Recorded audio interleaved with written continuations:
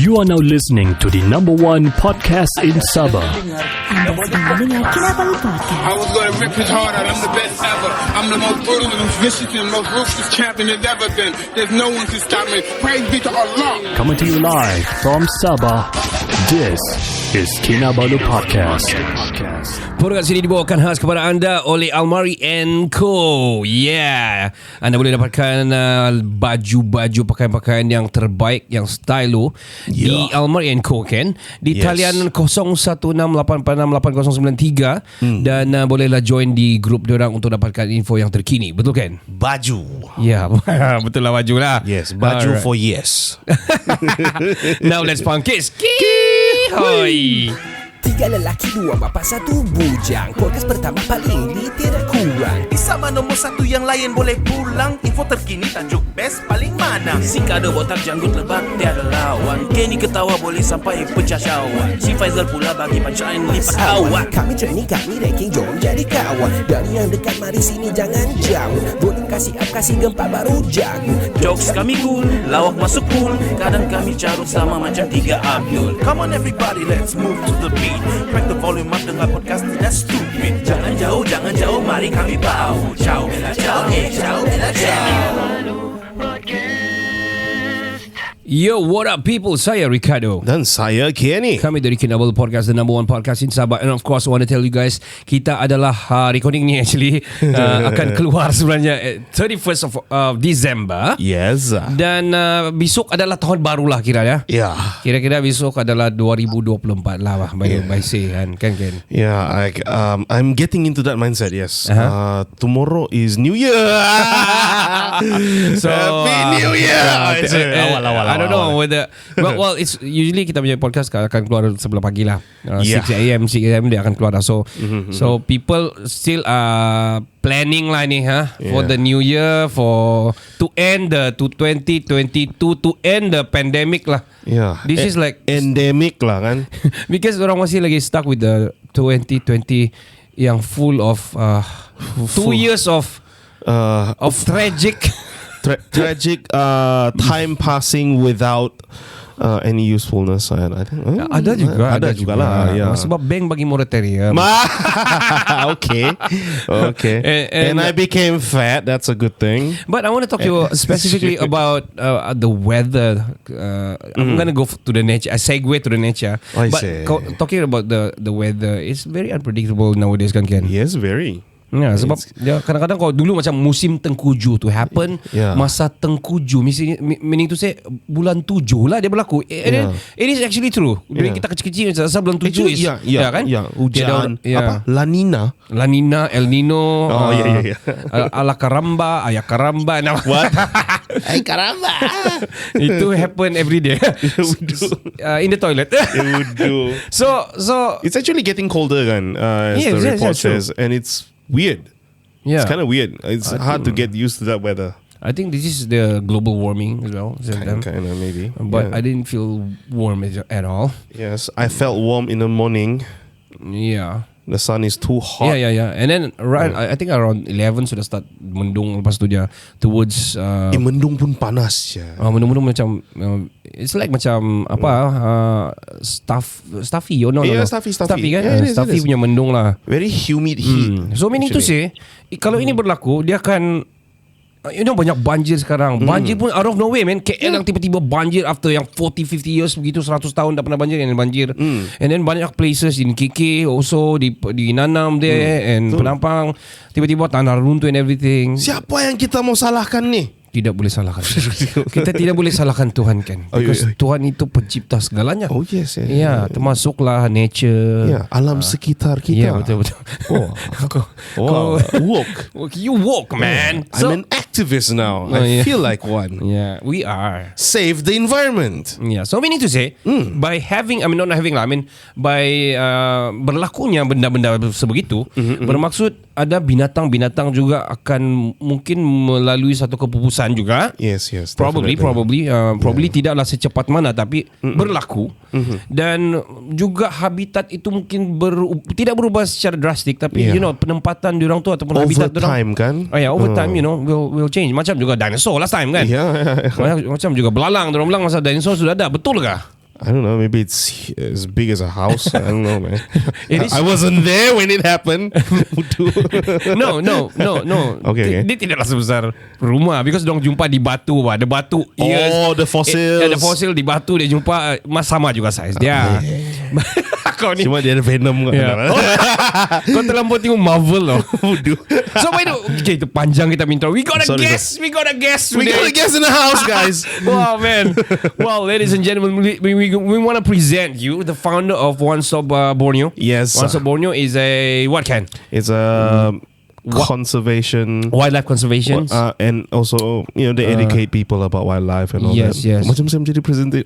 Let's not do that. You wanna do a TED talk, can you? No. I'm not. I dare not. Let's present you our guest. We are humbled to have him actually. Very humble.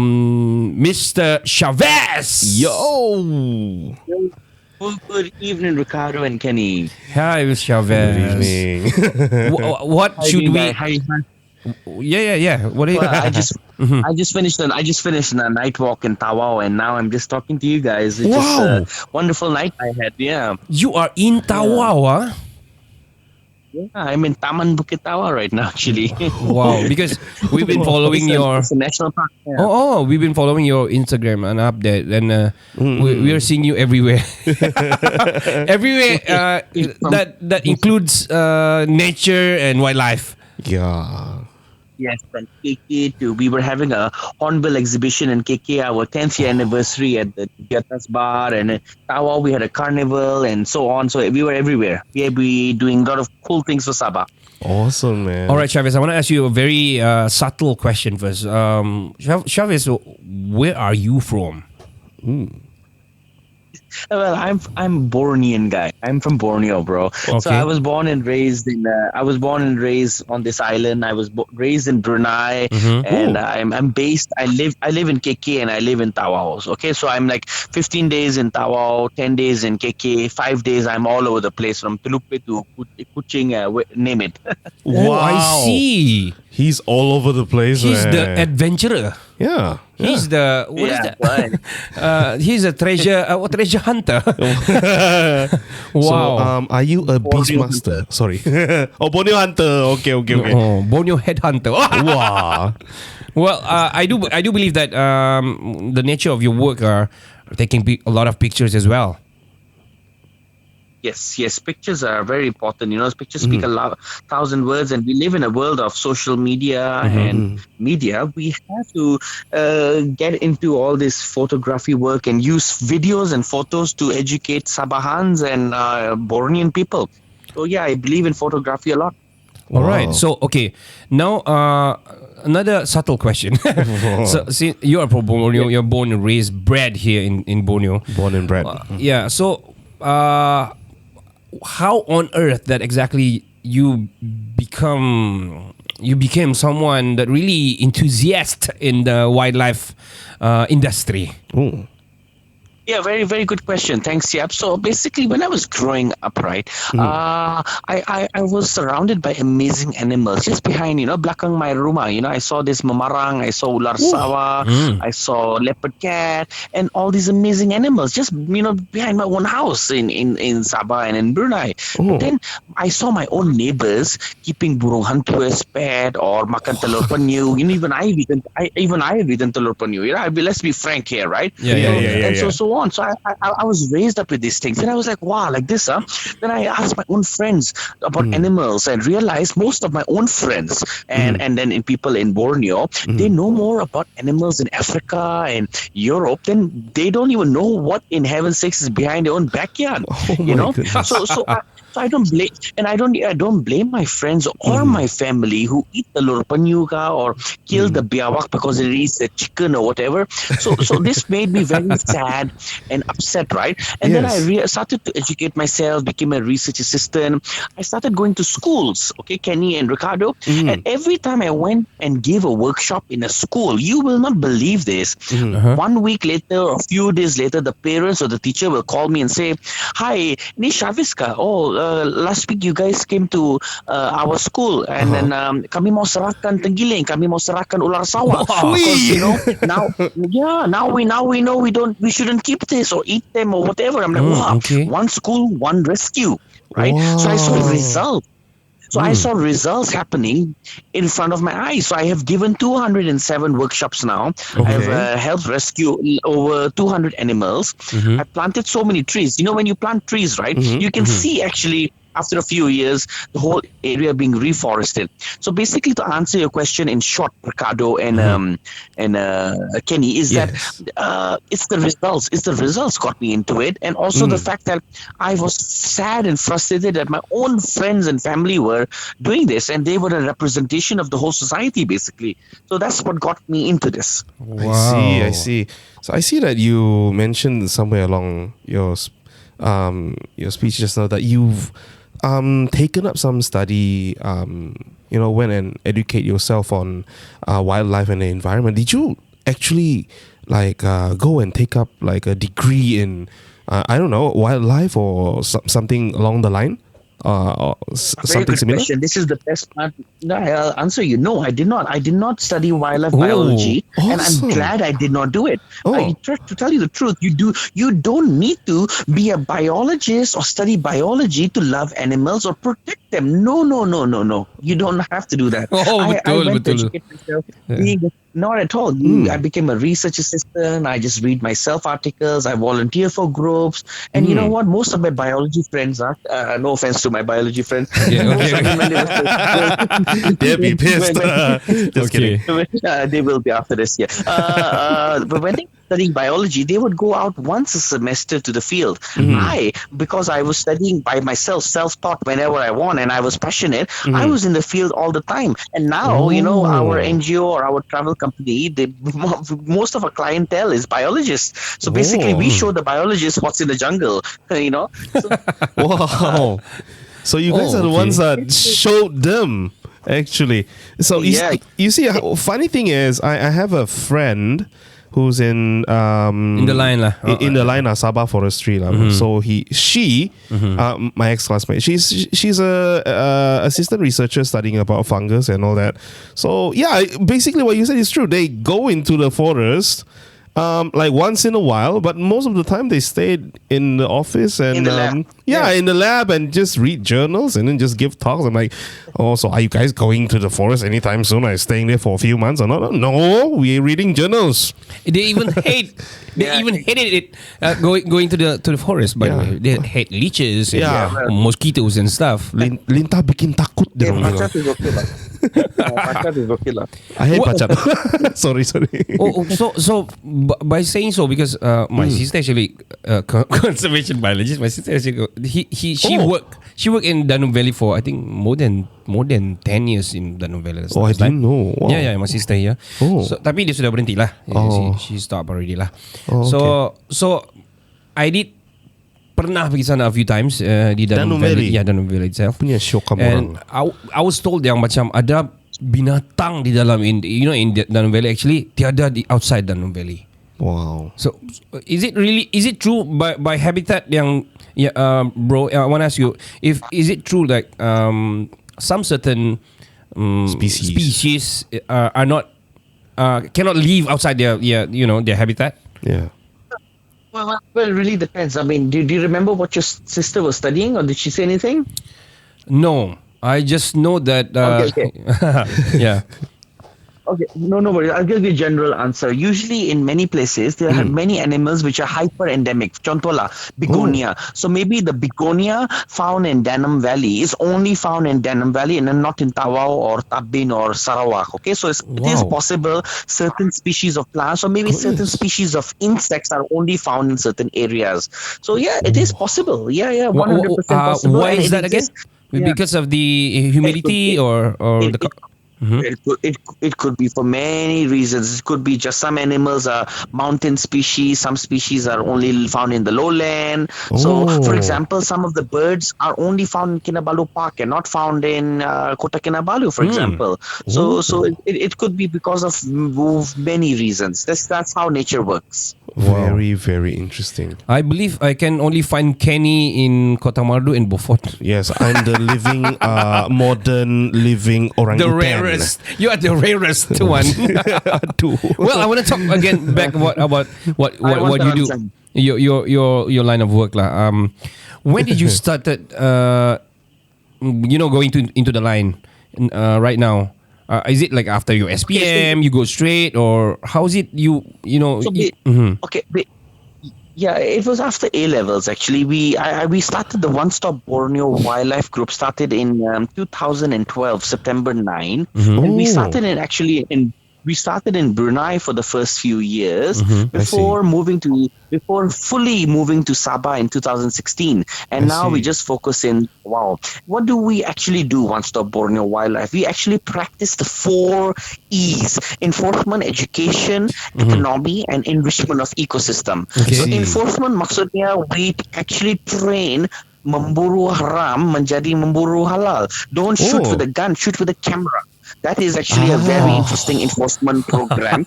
I can talk more about this later. Okay, number 2, education. We go to schools, we do workshop, we do pameran for free in KK, in Tawau, and then we also use social media to educate people, whether it's TikTok or whatever. Enrichment of ecosystem maksudnya reforestation. So we do tree planting, but what are we planting? We are planting figs, pokok ara.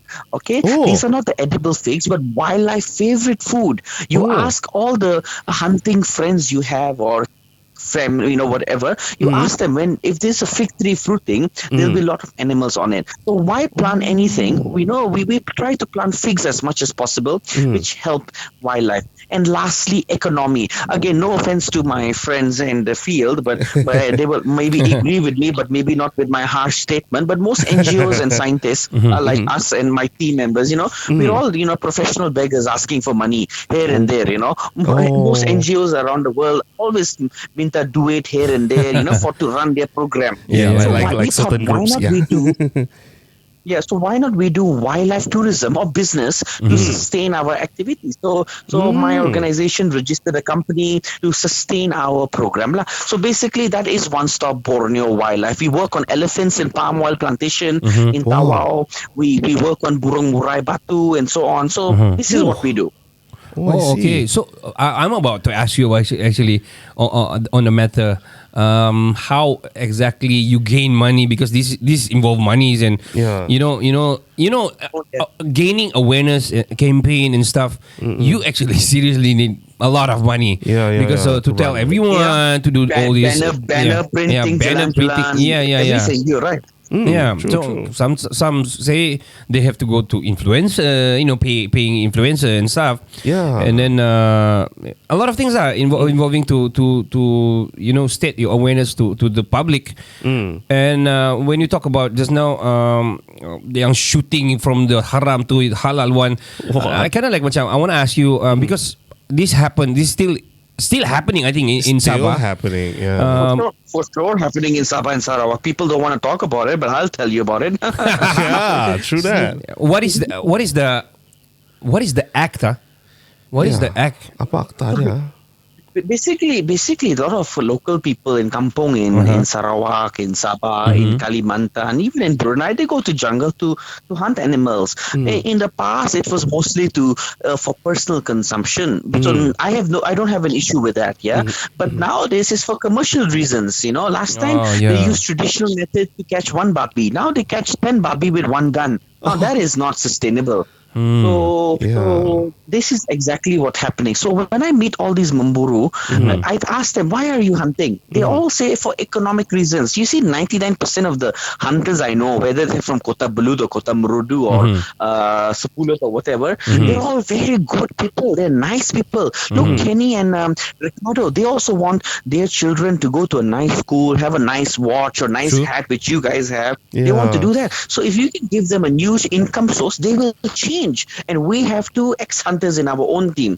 So I can tell you it works. Wow, interesting indeed. So meaning to say, like, okay, if like macam dulu it's economic reason lah, konon dia, and as well macam dorang makan separuh tu dorang jual lah 1 ekor lah, for example. Nowadays dorang hunt like macam 10 sudah, and tiada pun dorang makan 10 tu dorang jual di kedai Sinalau Bakas. Yalah, jual di kedai Sinalau Bakas, ataupun dorang buka sendiri Sinalau Bakas punya kedai. Like that. Sinalau Bakas pun tiada sudah sekarang. Semua pupus sudah. Do Do you know there was an African swine flu and most of the hutan sudah pupus in Sabah? It's gone. You mean like it's all gone? Yeah. That's why I didn't see any. Most of the babi, 99% of the babi hutan habis sudah in Sabah the last 1 year. Oh my goodness! So the ones that they are selling, I'm not saying that I'm advocate on this. So the ones that are selling on the Sinala Bakas punya shops are like the economy down lah. Domestic punya pigs, is it? Could be, but all I remember is I brought a friend of mine once to one of the Sinara Baka shop in Ranau, and when he ate the pig kan, he opened the skin kan, he's like, oh ini bukan liar punya. I said why? Then he told me something to do with the color, like you can tell the difference, but I don't know now. You have to ask your friends or so on. All I know in Sabah, most of the babi hutan have been wiped out because of the virus the last 1 year. Goodness, the more you know. I didn't know about this at all. Yeah, Mr. me Shavez. too, man. I thought it's still like macam banyak babi hutan lah, timbak lah or something. Not to advocate Google though. yourself sekarang babi. Just Google yourself now, African swine flu Sabah. You will see it. Yeah. Oh, yeah, kan. We should That's be. the thing. But we know that it happened, but we did not know that it wiped out all the bakas. Yeah. Kesiannya, serious. Oh man, we're gonna take a short break, bro. We're gonna take a short break. We'll be right back right after this. And of course, a very interesting orang bilang subject. We never actually touch base on this, kan? Never, man. Very important, and I always love nature. I always love animals and stuff. Masa kita kecil, kita selalu bercerita pasal. Yeah. We like animal, intrigue us lah. I love it. I love pangolins. Yes, especially true. pangolins. We're gonna take a short break. We'll be right back right after this. Of course, penaja kami adalah Almari Co. Oh yeah. Sorry. Okay. Almari Co. And untuk mendapatkan baju-baju yang menarik, sama ada dia used ataupun pre-love ataupun yang baru, dress. Terus sahaja WhatsApp 0168888093 016 8063. Yes, 8093. Oh my god, man, come on. And of course penaja kita tu, kita boleh salah. Itulah itu. Terus join dia punya group sana. Sana ada update yang terkini. Baju-baju dia is very affordable but yet very stylish. Jangan ke mana-mana. Kita akan kembali selepas ini. Hello everyone, my name is Syed Saddiq. You are listening to Kinabalu Podcast, the #1 podcast in Sabah.